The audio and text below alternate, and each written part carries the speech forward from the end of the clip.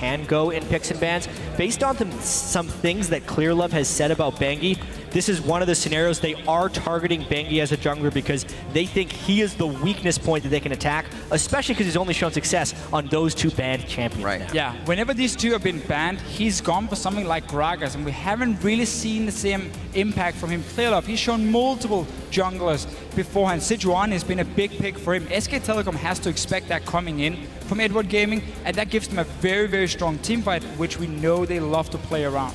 Yeah, and there's also some big power picks here between Urgot and Kalista, as well as Rek'Sai were the three that we were thinking about. So at this point, I'm a little bit surprised SK Telecom banned Twisted Fate and then didn't force either an Urgot or Kalista ban on the other side, because now it's going to be either they get Urgot or they get Kalista, depending on if the ban from Edward Gaming is Urgot or not. So the reason they banned Twisted Fate here is it's a bit of an empty ban, because what they want to happen here is that Urgot Kalista is open and they can take the Urgot away, because I don't think they're too afraid of Deft on Kalista. He needs to prove some more how he can perform. So if you get Urgot now for Bang, you should win that lane matchup. Whoa. That would be very different, though. That is Clearlove really would different. take Of course they're going to Sejuani take anyway. Urgot now. Clearlove would prefer Sejuani over Gragas. He's never been a big Gragas player. And it means they can lock down the Thresh. Meiko has played Thresh. For gaming. Meiko has played Thresh 7 of the 8 games, and he's such a playmaker. It also works extremely well with the way Edward Gaming is playing here, because they're opportunistic with the tendency to go too far some of the time. When you put Meiko on a support like Thresh, the Lantern can get them out of so many precarious situations. And this early draft phase looks incredibly favorable for Edward Gaming. They will be giving up Kalista, though, to SKT. Yeah, so clearly SK Telecom is happy enough taking that bot lane matchup for themselves, but I still think this Gragas is not necessarily needed as a first pick because of what Clearlove likes to play. It does, however, mean you also get your first top lane pick, and this is going to be a big deal because both these top laners also share somewhat the same champion pool. Mokai has been a big one for EDG. That's taken away by MaRin. But we did mention how it is extremely difficult to approach this pick and ban phase because the two picks that SKT just locked in, they're going to have Bang on Kalista, which is undefeated in competitive history, 7-0, and MaRin on Mokai, who is now 15-1 with it in competitive play. It's not like SKT is getting denied anything. It's just these teams are sharing their champion pools. And that is the crazy thing about the current meta, where there's so many viable champions in each role. As long as you have a team that can master close to every single one of them, you can have these pick and ban phase where suddenly you start banning away things like Twisted Fate, Alistar, start banning junglers, and there's still so many good picks open for both teams. Another one is going to be the mid lane matchup here. Cassiopeia and Azir are both open. They were banned last time by EDG against Easyhoon, but now we've seen they can also play them. Can they play it at the same level, though, as the Hoon in the mid lane? We'll have to see. We do know that Mokai continuously now being picked up by SKT because it's a for sure lane. And once they can get to that late game fight, it has been theirs. Even down 10, 15,000 in gold, we do see the rest of them locked in. And it is going to be now the counter for Pawn in the mid lane. His LeBlanc and TF were taken away. Yeah, so obviously the Annie-Kalista is going to be an incredibly strong dual lane. I expect a ton of action in that bottom lane, especially since they've opted to go with Easyhoon in the mid lane, who typically doesn't receive as much gank assistance. Pawn gets the last pick to go against Cassio here, though. And we can really see what SKT have been Did you learn Orianna? doing. Jatt, I know you're live. I've been so excited about Orianna here. Let's wait and see what he does. Yes! There you go. I've been talking, Deficio can attest to this, all week about whether or not Orianna will be seen at the Midseason Invitational, because it is, in my opinion, such a great enabler, especially in tank teams that can put shields on the guys that are stacking resistances, which is what's happening here. Pawn also played Orianna back in 2014. Yeah. He just hasn't played it at all this year, even in the playoffs where Godby was crushing some games on it against EDG, and now he brings it out. But here's the problem with this pick here, also with the jungle pick for Clearlove, is your 2v2 mid lane between Orianna and Sejuani. It is not very strong. Your two ultis are very easy to flash out of in terms of skirmish fighting. The Cassiopeia Gragas combo is going to be a lot stronger for SK Telecom, and they play so much around this mid lane control because that leads into pink wards in the river, which leads into these dragons they always play around in the early game. So this is going to be very risky for Edward Gaming in terms of the mid lane matchup. Well, we do know EDG prides themselves with a +5 in the category of fight mechanics, so maybe they can round up that Glacial Prison and the Orianna Shockwave to come in big. Jatt, as you were looking at kind of the Oriannas, you found out that most of the teams that placed second were really playing the Orianna, not able to get to the first to be the champions of their region. See if Pong can change that. Let's hope it's not a curse to play Orianna all the way to second place, but they're bringing it out in the finals here. Right. This is going to be awesome. All right, let us know who you think is going to win the Midseason Invitational. Tweet at LOL Esports and use the hashtag SKTWin or EDGWin. We'll see how you are calling this series once we are on the Rift and we are about to see what these teams have for each other. EDG has consistently made early game moves towards the bot lane, seeing if there's an opening there. They've also tried to adapt early game very quick to put themselves on the board first. SKT, we have seen, has fallen behind without having an aggressive early game. Well, if you look at SK Telecom and back in Korea and LCK, there's only really been one team who played this aggressive style of Fnatic and EDG and AHQ. That was the KT Rolster. They didn't even make playoffs. So SKT didn't really get too much practice against the style. Now they've had this entire tournament to adapt. They could go back, rewatch the semi-final, and that's where they need to show now. They've learned from it, and they can play more reactive to what EDG is doing. And historically, even going back to the Season 3 World Championship, SKT has been really good at adapting mid-tournament to things that have been happening against them. And obviously the 5 games they played against Fnatic, with the last one being the most successful for SKT, means they're going to have something planned to try and deal with these high-pressure early and mid-game teams. It was very clear they learned for that last game, because it was more about counter-ganking what Fnatic were trying to do and keep defensive wards, and then you just had Bengi try and shut down Rainover in the jungle to stop this early pressure from coming. Very standard start here. MaRin is gonna set up the camp at the Raptor for himself, and let's just quickly talk about the lane matchups, because what SK Telecom decided to do by giving this Urgot was say, EDG, if you pick Urgot here, you have to go bottom lane, because Urgot is not a strong AD carry in the lane swap. So we pick Kalista Annie, which is one of the strongest 2v2 kill lanes possible, and we take that fight, because we know you're going to be on the bottom side. We know we can win it, maybe with a gank, and transition that into a dragon. Meanwhile, also, because Sejuani is locked in for EDG, Cleanse has been taken for Easyhoon, and that's not going to help him in the one-on-one matchup against an Orianna. We'll see what Easyhoon can do. Definitely was able to get first blood onto Kuro with that Cassiopeia in the mid lane towards their finals. We'll see if he can go as aggressive on it once again. He had Ignite that time. This time he's running the cleanse, so we may see it be a little bit safer. We do get the duo matchup though. Junglers are in the bottoms. They should be heading towards the top side, so maybe a little time before we get some intervention from them. And something we've seen a ton of in this event specifically is the junglers actually starting a buff instead of starting at a grub. But this bottom lane is going to be incredibly aggressive early. Bang and Wolf want to hit level 2 first. Yeah, typically when we see their bottom lanes help out the jungler on the buff, it's when they want to set him up for very healthy, very early gank on the opposite side of the map. So you can see Bengi is already rushed straight to the blue buff. He's close to full HP once he's played it out and has the potion ticking. So he can look for ganks if he wants to. You can also just play it safe. That's why you get different options for yourself. For Clearlove is on his own red buff, and look at Bengi, he's already moving up towards the Rift Scuttler. Yeah, MaRin was able to push in that lane so he could get some harassment on Clearlove, and Bengi's already on the way. Notice he took body slam early right here. He's not yet level 3, but he can dash the wall. But his smite won't be up. But look at how low Clearlove is. He's got a smite right now for the health. Flashes over, hits Clearlove. That's red buff though. Not going to be enough slow. And Bengi just gets control of that jungle. See if Clearlove can repair this. And this whole setup was pre-planned from SK Telecom, and a lot of trading in the mid lane. That's low mana for Easyhoon. Those auto attacks are stacking up with the clockwork wind up. Pawn shields. Just a few more and it will not be enough. He would have needed 2 more autos. There's the Gragas. Oh, Bengi is on call right now for Easyhoon. It's going to be up to him if he can get that red buff after the body slam. 1 more shield in for Pawn. Still has vision from the ghost, but I think Pawn is going to be able to do it. No! He makes it through the dissonance. Then he flashes the dodge. Why wouldn't he flash the body slam? Pawn was far too conservative with his summoner spells during that gank attempt. Bengi was coming in with no flash. Instead of flashing the initial barrel, he tried to cleanse the slow, but obviously Bengi could get his cooldowns back and land his fat body slam.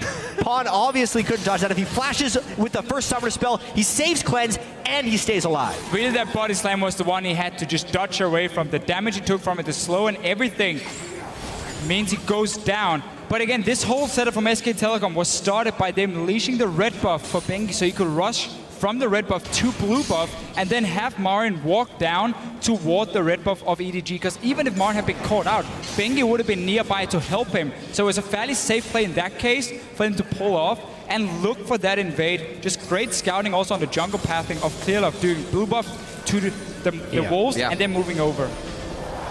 Things not really going in the way of EDG here. They've been hitting the jungle, now the mid lane, and Bengi's getting everything he wants here to start it off. We've said SKT is a little shy in the early game to get things going, but they're out of the gate here. Well, one of the big ways they pulled ahead of Fnatic at the end of that series was with some slick jungle pathing from Bengi, which then contained the rest of the team and then set up for SKT Dragon Control. They're starting to get this right now. Bengi's first pick Gragas, remember, over the Urgot because they spent 2 bans on him. This is Bengi needing to prove himself as a jungler who can play more than just those Nunu and Rek'Sai. And it really just seemed like by SK Telecom first picking the Gragas, they knew exactly what EDG was going to pick. We called out the Sejuani was going to come in for Clearlove. We knew the Urgot was going to be locked in. And then they drafted these champions here that could beat them in the early game and use that to play against EDG. And then with the early start, good setup. We mentioned the 2v2 in the mid lane with the Gragas Cassiopeia, how strong it's going to be for SKT. With such a good start, you can already see a CS difference between the 2 mid laners. This is going to be massive for SK Telecom. Look for these early pink wards to come in around this mid lane here, near the bottom side of the map, so they get some dragon control as well. Dragon control, also chances to rinse and repeat and go back at pawn with both summoners down. You just see Bengi float from the top side of the jungle here, making sure that side of the map is safe for now. Not really worried about Bang and Wolf. Easily able to control that lane on the bottom side. Koro getting a little aggressive here onto MaRin, but he can't really do anything with it as the way it's going for the turret. At this point, EDG is almost having to stall out the early game, which is actually not too uncommon for them over in the LPL. They have been able to stall out many games and still pull out later game victories. So at this point, since Clearlove did fall behind fairly heavily, don't expect Clearlove to cross the river into the enemy jungler that frequently, and he would at best try and set up counter ganks with Bengi, since the Urgot Thresh lane is still something that would be able to win 3v3s despite the early disadvantage there. All these wards right now, seeing Clearlove. They saw him on that scuttle with a ward just down in the brush. Pinged out there by SKT. Good hop from Koro. Just a little aggression here from the top lane. Really making sure that SKT is getting easy lanes everywhere. Interesting that Koro's sticking around so long. I don't think he'll be able to take anything. That's worth. EDG is body playing slam for flash. EDG is so greedy in this game. It was a thing they did against AHQ as well, where they were like over-chased for certain kills and ended up dying for it, and really were just so eager to make some plays, it seems, or maybe even save summoner spells we saw before in the mid lane, and now Koro staying around top. It's definitely a Koro tendency. We saw the Hack Room dives going a little deep. He loves his CS in that top lane. Hopefully it pays off in the end. He only actually fell behind about 4 CS there for his flash, so he's still pretty safe in the top lane. Paying off for him so far. Easyhoon in the face of Pawn right now, and he's forced to use his full mana bar just to keep farming out. Should get a lot of help here from the blue transfer. This really is just such a problem for Edward Gaming. The fact they can barely move into the river without being spotted by SK Telecom, because they will never be able to set up proper ganks unless they can pull up like a lantern in the bottom lane once Clearlove hits level 6 to try and get something on SK Telecom. Then it's just a matter of time before SKT will start moving in around this dragon here, bait some of these fights with superior vision, and force EDG into bad ones if they take it. EDG is a team though who tend to leave these dragons. Don't mind you getting a few in the early game. It's more about the late game team fights into a Baron. Oftentimes, EDG will give up those dragons just so they can either parlay that into a Baron or keep their farm up, and that's what it looks like they're going to be going for. I mean, Koro's greed in that top lane was a little bit perplexing, because I was wondering what items he was waiting to find. He goes back, buys a Hex Drinker, and then because he stayed around for that extra wave and a half, picked up a pink ward and a sight ward, which, as far as Gnar in the top lane right now, is just trying to gain some of that vision control back that Clearlove won't be able to provide for him due to his start with his buffs getting stolen away. A little bit of tussle here over a pink ward in the top. MaRin can't do much. Dragon may also be hard for EDG to fight as well. Pawn here, as you would, leveling his Q against Easyhoon, but that's not going to be able to deliver much damage if they get into a big objective fight down at Dragon with a shockwave. So everything playing in favor of SKT to keep their 90% Dragon numbers up. 90% of the time, they get that first Dragon. Here's one of those plays around the early pink wards from SK Telecom. Bengi deciding that EDG is playing a little bit too defensive, too far back, realizing that they had no vision around the tri-bush, but they have 2 wards now around the dragon, and Bengi is moving in towards the mid lane.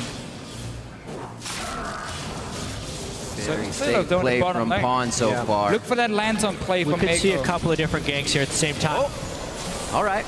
A little bit of a help there for Pawn to get out. That's why Pawn needed to bring the cleanse and flash. Because of the threat of the flash body slam, he had to cleanse it immediately, flash before the ultimate could come through. But 1 summoner from the jungler for 2 summoners from Pawn should continue that mid lane so Easyhoon can continue to farm. I really like what SKT is doing here with ganking the mid lane again and again. Not something that Bengi and Easyhoon have been known for as a duo, but it's definitely beneficial here. Oh, a little bit of love here in the bottom lane. The swap onto Bang. Deft is in a great position to stop him from getting to the turret. Wolf needs to run away right now, and he does so. But EDG make moves in that bottom lane to get Deft Party going. in the bot lane. We talked about how they could set up a gank here. Lane gank from Sejuani, then Lantern from the Thresh. It's hard to do anything against it. And you saw it also flash and swap the Kalista after she'd already pulled in Annie with the ulti, just to keep them in place, force every single defensive summoner, get the kill they need. Meanwhile, top lane, Koro with this early Hex Drinker, putting a lot of pressure on MaRin.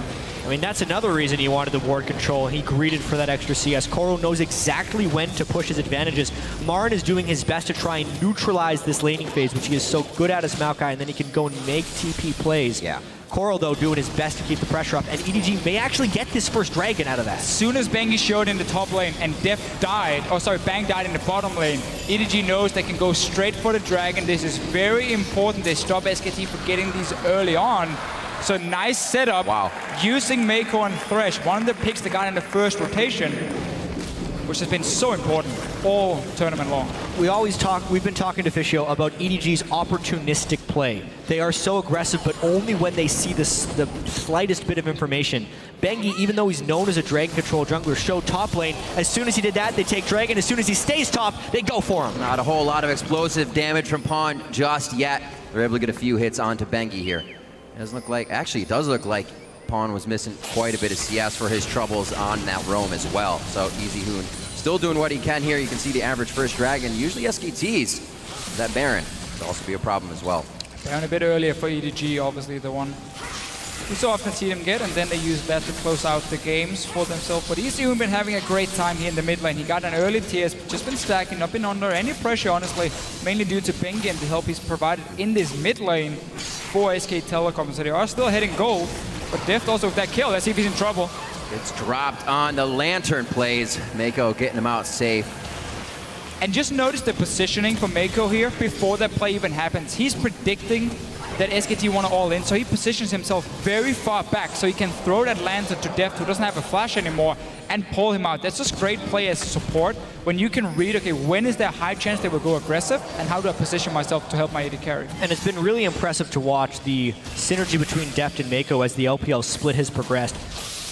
Meiko didn't even start as the main partner for Deft. They were playing mouse in a lot of their earlier games in the LPL. Meiko came in, made some big plays in his first game in the LPL, and there's been no looking back ever since. His Thresh is extremely strong. His Annie is as well, which is why he knows how to play against it so well. Pawn getting stuck in the mid lane. Easyhoon actually hit him with a Noxus Blast just earlier to stop his back, and it results in the kill as Bengi comes in. Might not be over yet, Riv. Oh, Wolf gets the stun on. A good grab there to stop Bengi's extra damage, but they put Clearlove in a perfect spot to take him down. Everybody gets out pretty much unscathed on that one. Looks like a bit of a tussle here between the tanks in the top lane as the wet noodle fight actually getting down to some pretty low HP here. But it looks like they're just going to trade a few smiles and walk away from this one. Got to talk about the mid lane play for Easyhoon, though. He's used that early advantage again and again. MaRin actually is in trouble. Hey, no, he's looking for that passive heal. Wasn't enough. Hello, Hex Drinker. Koro in the end winning the trade here. He flash ulted MaRin back into the tower, and MaRin instantly just jumped back out. They were fighting for quite a while up there. In the end, a kill for Koro in this Gnar matchup where he will have the pressure. Very well played for the best Gnar player in China. You almost never see a solo kill onto Mokai, especially MaRin's Mokai. Unbelievable that Koro was able to take him down there. And then the same thing, you don't see Pawn giving up solo kills to Easyhoon, but this Easyhoon is almost like a man reborn when he came out in the finals of the LCK. He got multiple solo kills against the GE Tigers in that final series, and even though he did have a nice start from Bengi here, his ability to take that advantage, not passive farm it, but turn it aggressive. It's like a newer, upgraded version of Faker. Oh man. You're gonna get a lot of hate from that. See what Easyhoon can do. I love how these guys are still going aggressive in the mid lane, though, with these passive summoner spells. Easyhoon looks to make a little bit more trouble for Clearlove here as he heads towards the red. Actually, they're just going to go for this pink that was placed some time ago. Easyhoon keeping that in mind. And it's just so fun to see how both teams are reacting to each other. After that play happened in the bottom lane where Deft was saved by the lantern, he took a lot of damage. Yeah. SKT knew, okay, now we can play aggressive in another lane because we can roam before they can on the bottom side. That's why they went for the dive, got the kill safely. Bengi, he's waiting in the bush here. How long is he gonna wait? He's going in now. He's waiting for some more support. Wolf is coming as well. Wolf should be able to get there in time. Very nicely done. Crowd control a bit stacked there, giving Koro time to move right away. But Wolf has the rest to finish this off. The wallop keeps him in place. Nobody else is roaming up here, and EDG's not able to get with anything. Koro running out, dodges the boomerang back, and gets himself a kill. The biggest plays from Koro. Look at the bottom lane as well here. EDG, they're trying to respond on the other side of the map. A lot of resources being used up top. Pawn feels like he has a good fight here against Easyhoon. The blue buff, however, ticking for Easyhoon, and Pawn short on that mana. Koro is a god of top lane, and he's building up some nice magic just to make those ganks even more difficult for SKT. They send 3, and they lose 1. Unbelievable. Not expecting that for sure. So much was used in that top lane to take him down. Still has his teleport up, and he actually misses hardly any CS as he gets back to lane here. We'll see how much he can get that lane push and what pressure now EDG can start to create. The game is even. Yeah. First dragon is theirs with the next one a minute away. When that gank happened in the top lane, Koro was actually waiting on his Gnar ultimate. It was down at the beginning of this, and he just gets enough CC, jumps away the instant Bengi goes down. The flash is already burned beforehand, and then he gets knocked back, but it doesn't end there, Deficio. So Wolf coming in here. Remember, Koro has so much magic resistance. All the damage here is magic-based onto him. So in the end, also with the ulti, he stays alive, and now he's just keeping the distance. Wolf will use Tippers, just missing. And flash. And he gets the boomerang. Wolf just had a terrible day right there, walking into the turret, because he was hoping MaRin was a little bit ahead thanks to the Gnar ultimate. It wasn't. Wolf didn't want to wait a second because he was barely thinking he was in range for the flash Tippers, so he ended up taking the turret aggro, and it just cost him his life. Ooh. Quick cleanses today. Super quick cleanse on that one. Meiko thought he was going to be pulling himself in a snake, and Easyhoon slithered away. We'll see what they got on this one. A little bit more action towards the bottom lane, gentlemen. Yeah, SKT have set up all the wards we normally see from around the river. EDG, there is teleport for them and not for MaRin in this top lane, so they can start it and get a 5 versus 4. EDG has the TP advantage, and one of the flaws of SKT this tournament has them been fighting over dragons when they aren't actually prepared to do so. Koro could get his teleport interrupted, and they're getting Meiko. What a choke point for Wolf to mark his territory with Tibbers. Get in there very nicely. Looks like they're going to be all right on this one. And they get out. Dragon could be theirs for the second one. Deft coming up from the bottom side with Clearlove now, and actually they will reposition. Vision is still there for SKT. Keep in mind, EDG still has that teleport here. MaRin just not up yet. They're waiting around. Oh, Wolf is so low at this point. Koro has been engaged in a fight with MaRin. MaRin was pushed back behind his turret, and Koro would be Mega Gnar in a second. So they had to respect the teleport from Koro despite the catch. That advantage and the bullying in that top lane created the dragon opportunity. So 2 dragons now for EDG. SKT got the mid tower in response. They decided to back away after the first engage. Just take a tower, get some global gold. Yes, you get a dragon, but at least we get something else on the map. But this matchup in top lane, with Koro being such a bully to MaRin, that's going to mean this top tower, if he keeps sitting in the one-on-one, will go down, and there's nothing SKT can really do to stop him. And also, if you look at the lineup for SK Telecom, Bang is obviously the only one doing physical damage. So early on for Koro, he can go for Hexring, he can go for Spectral Cowl very early, gets so much MR, that even in the 2v1s, even the 1v3, 3v1s, he can tank up a lot of damage, and it's only Bang who can really take him down. as long as he keeps stacking some MR here in the mid game. Yeah, we talked about MaRin being 15-1 in pro play on Mokai. Well, Koro try 18-1 on Gnar. Isn't that a fantastic thing, though? These guys win a lot of games, and now somebody does have to lose. Right now, Koro is winning the top lane. It's going to be a sad day for someone, but we'll still have at least 2 more games, depending on how they go in this best-of-5 series. 29,000 to just about 28,000. And you can see the goal differences here as we approach 20 minutes. And as EDG got the bot lane tower a few minutes ago when we had that trade in the top lane, they can now swap Deft and Meiko up here. MaRin already being pushed back, and he's going to have to go back to base if he doesn't die. The cavalry is coming through the top lane here for EDG as well. This could be where they dive a little too far. They're on to MaRin, but that's going to be Koro going down. Do they know to back up now? No, Clearlove rather says we're going in with a glacial prison. Now on to MaRin once again, but somehow he stays alive again. And now they're back on to Meiko. 6-4 in a dive EDG did not want. MaRin always making sure to weave in his auto attacks. Here comes the Hoon. Oh, puts up the box. Bengi's gonna fly right through the wall, pick himself up another one. 3-0-3 on that Gragas pick. And this right here was how SKT beat Fnatic in Game 5. They read what was about to happen, their aggressive move coming in, and they counter-ganked it instantly. You saw them move from the base, so once the dive happened, Bang was there, the rest of SKT joined in, they turned it around, they get the kills instead.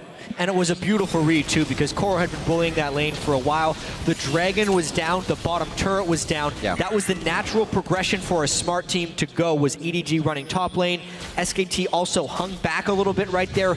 Every single time EDG committed to the turret is when the next person ended up showing up for SKT. Do this again. You can just see, look at your minimap here, how both teams are running to this lane. EDG thinks they're gonna have a numbers advantage. That's why they go for the dive, but quickly realize, oh, Bang is here now. Bengi is even on his way, and Bang just go way too aggressive. Jumping forward on his own, gets swapped back and dies. But and then, suddenly it's EDG who wants more. The next person who goes into the turret also gets punished, because that's when a new challenger arrives, and it's Bengi. Ooh. Then they continue to fall back. Pawn could not chase Cassio through the mid lane thanks to that disadvantage. And we ended up with another kill for SKT. We're back though in this one-on-one with Koro and MaRin. They keep trading. Koro keep winning out on the trades. Bengi is around though. We see a lot of wards have been swapped to this top side because both teams were fighting just before. Bengi will be spotted as well, but the rest of EDG is still around. Bang should be able to get a bot lane tower here because Deft is moving away. So as long as SK Telecom can keep defending these outer turrets, they will create a bigger goal lead. It's like these top laners are going to be mad at their AD carries. They're saying, guys, we're getting all this action and we're farming better than you. Look at these guys, 198, just about even on Koro's side with all that action in the top lane. Still focusing throughout the chaos up there and still being able to provide for their teams. Still more focused towards this top side. We know EDG's prerequisite to winning a game is having to take that Baron first. Yeah, and also with EDG moving top side, it exactly is for that Baron. Even a kill onto MaRin, he's all alone. All right, so 5v1 is probably going to go in favor of EDG on that time. Let's see how SKT can control this. But honestly, he should have expected this. There's just been so many members around. They haven't seen Deft on the map for a long time. EDG moved there to either take top tower or maybe start an early Baron in case Bang had stayed bottom lane to take tower here. Now it seems like SKT will be able to get something in return because EDG is just backing away, back to their own turrets here. Every time you send 5 people to one lane, 20 minutes into the game, you're giving up something. This is mainly a turret trade, and I do think Deficio, it's more about the Baron control when the next Dragon comes up, so there are split points of focus, since mainly EDG has given up a lot of gold in those ganks, and there's a really big power spike there from Easyhoon on Cassiopeia. That's a good initiation. Oh, looking at Meiko. Wolf still on the front line with his Tibbers, making sure Tibbers is taking those skill shots as they try to get around EDG. They exit towards the top side of the map where Koro will already be taking down that top turret. So no real pressure here for SKT to get back in and fight. They're going to pressure mid. But all SKT wanted to do was push EDG away from the mid lane and down into the river so they could start pushing up the lanes further, have at least some threat on the tier 2 tower in the mid lane. So EDG stays alive. They end up trading outer turrets for themselves here. But both teams, very early on, starting to group up. This is going to be so much about these big team fights. Yep. And both teams are going to be very tanky if you look at the jungler and the top laner. Whoa. Difference is going to be, of course, the AD carry-wise. Bang is there to try and dance around, get some damage in, where Urgot is just going to stand in the middle and take everything. And I think another big difference is going to be how the fights start.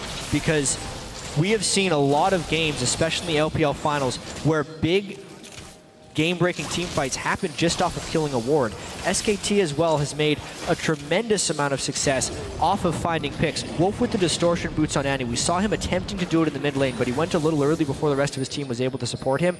Would be one of the big catalysts. So many people capable of making big-time picks on that SKT team. Yeah, even for both teams, honestly. Sejuani on the side of EDG, flash ulti from Deft can start fights. Meiko has been landing hooks left and right. We should see Righteous Glory being completed soon for MaRin as well, so he adds some more mobility. He likes to delay, to sit on the catalyst and get some tanky stats first, because he also has other ways of engaging through his support in this situation here.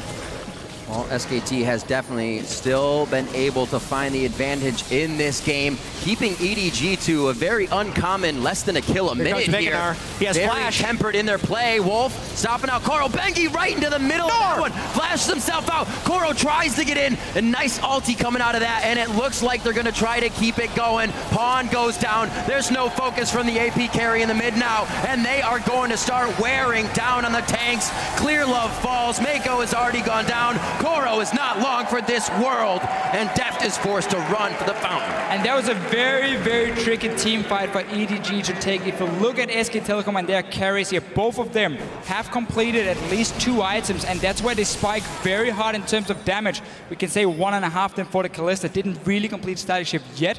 They didn't die in the engage. They didn't get locked down because of cleanse, so they got to back away and simply start landing down so much damage. Not just cleanse, the QSS as well on Bang. It doesn't matter how hard Koro wants to force that if they're going to cleanse back, and then Bang and Easyhoon could just rain chaos from the back, do tons of damage to the rest of EDG. And yeah, let's take a look at this again. Koro wants to force that Mega Gnar so badly, and he gets a pretty good Gnar to the wall, but the cleanse just takes him away. Yeah, cleanse instantly for them. Bang with the QSS, and now you can just see how Easyhoon and Bang are sitting down here. Nobody can touch them because Mega Gnar has been used from Koro, and they have so good sustained DPS, especially from that Cassiopeia.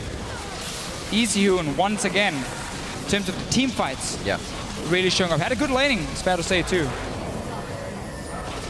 None of this damage from EDG impactful enough to turn SKT away from these fights. They're hitting ultimates on 3 people, and SKT is just still knocking at the door relentlessly. Looks like they're going to head back here, easily take Dragon for themselves.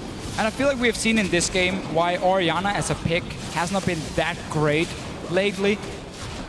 We didn't see much pressure in the lane because you can't really. You have to sit back and farm very passive. Well, so SKT controlled that one, thanks to some ganks from Bengi, fair to say as well. And then in these team fights, so much of the current meta is about the mid-game fights near dragons.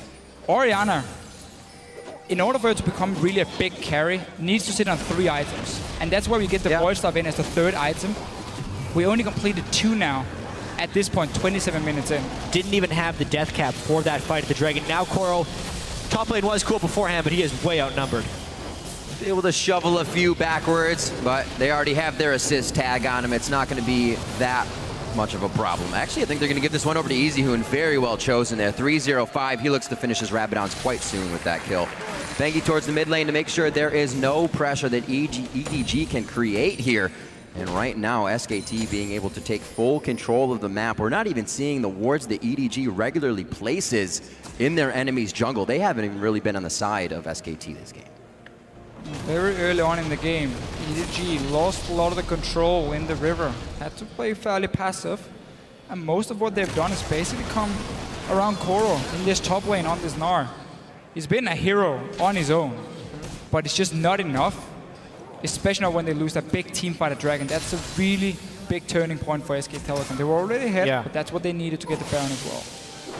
But even Bengi's Gragas has been quite on point this game.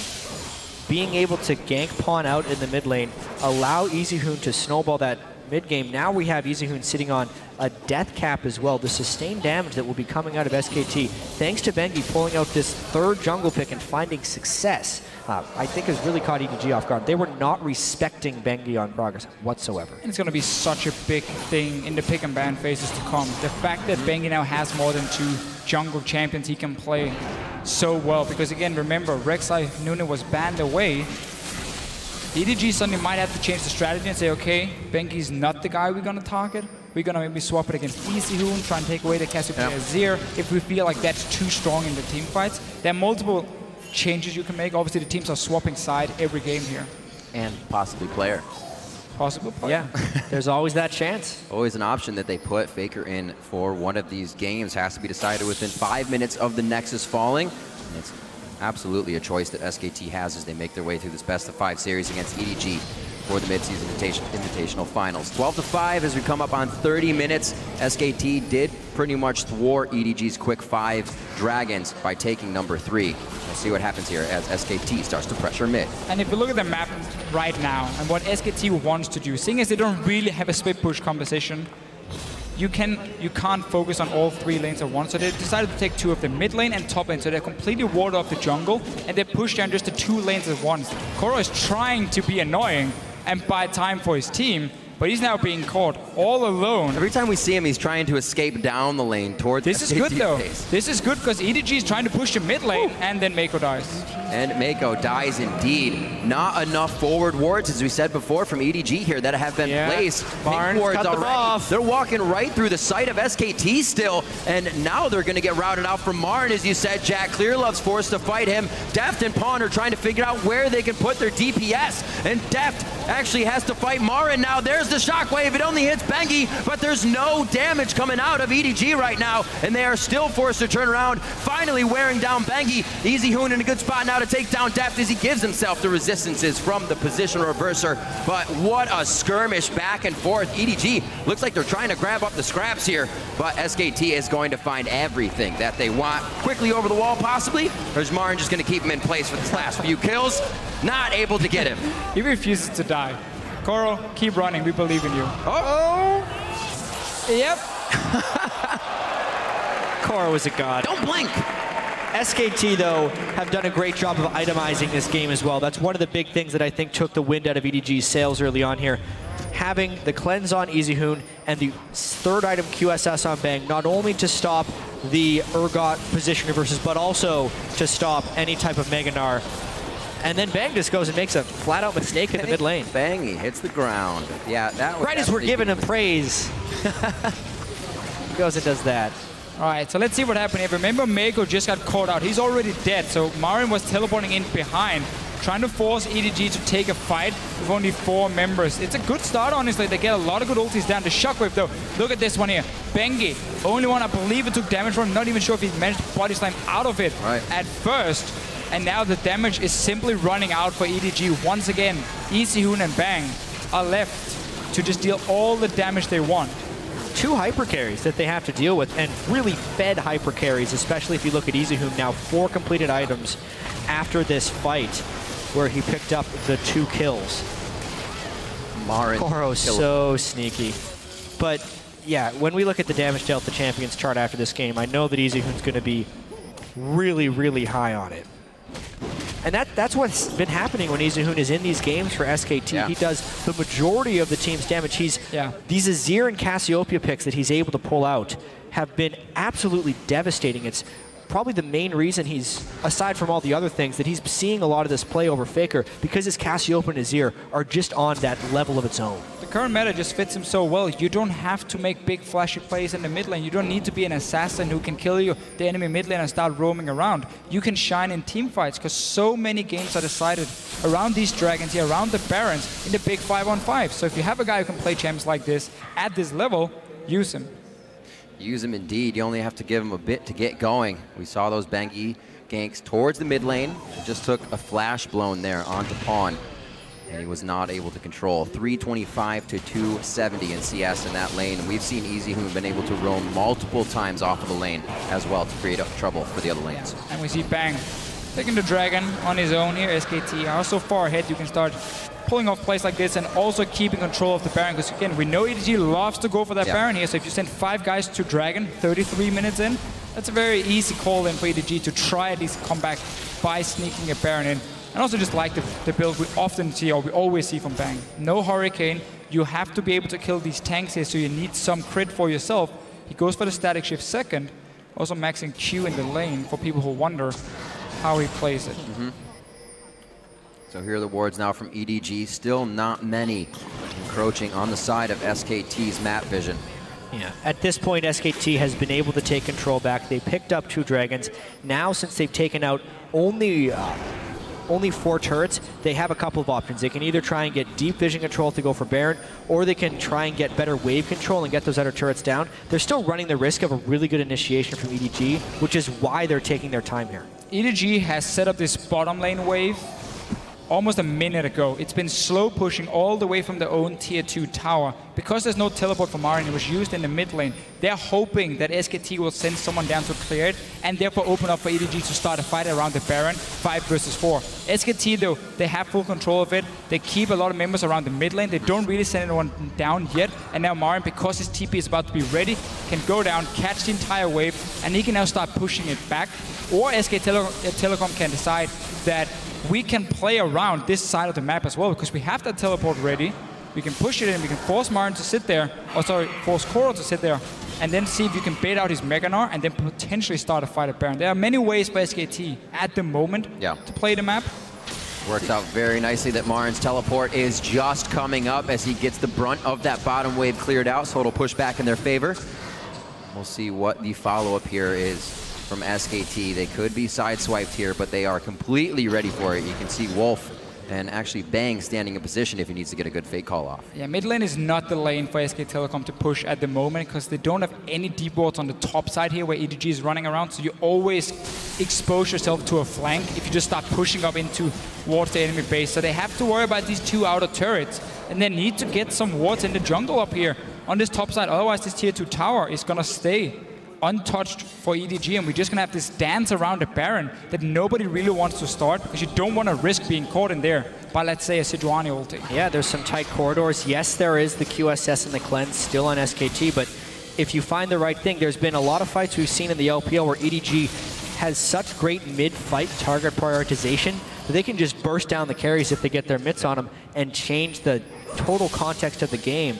You know, Meiko lands 1 hook, gets in for a flay, and the whole game could change. It's unlikely in this time because of how good SKT is and how patient they are being, not to mention the Luden's Echo being completed onto Easyhoon. Yeah. Basically meaning you give him a couple seconds on any target and he's going to kill it from full.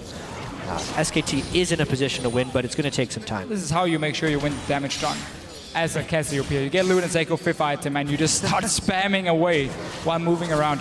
Deft can look to target out Easyhoon though with his ulti. That should be the way for EDG to try and get in there. See if you can swap him around, chain CC on him, and of course for EDG, never stay too far away from this Baron, because there's a Kalista, and now they're going in for a fight. Let's see if SKT want to take it. Let's see how they can prioritize this. The ball was on Clearlove, but they pull it back out. Just Koro and Clearlove now to fight 3 Baroned up members. Easyhoon has all the time in the world with Bang and Wolf to fire out the DPS. MaRin with a great flash. Koro slams him up against the wall. They get a great shockwave on 3 members of SKT, but Pawn goes down before any follow-up damage can come through. Easyhoon is still full HP in this fight and just slaughtering people with double fangs. Wolf was able to pick up that last kill. There's one of the hooks that they would have loved in the fight, but it's really just to stave off Easyhoon's final kill. He'll still land the snakes. He'll still pick it up. Easyhoon, easy life. EDG's not going to get much better than that Gnar into Orianna combo, but then Easyhoon on that Cassiopeia, as we're saying, unless they get him down, he's going to kill everybody. Yeah, normally EDG is a team that's so good at finding the right target in these team fights, but they've been behind nearly all game long, and SK Telecom looking very strong.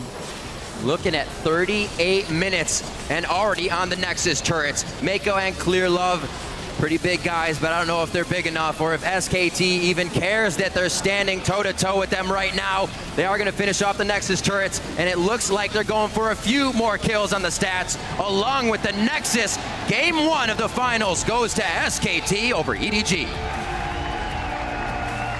That last fight too, it wasn't an easy job, but somebody had to do it. MaRin tanked so much damage for EDG and then still flashed away for a big distraction. A 0-3-13 despite a very difficult laning phase.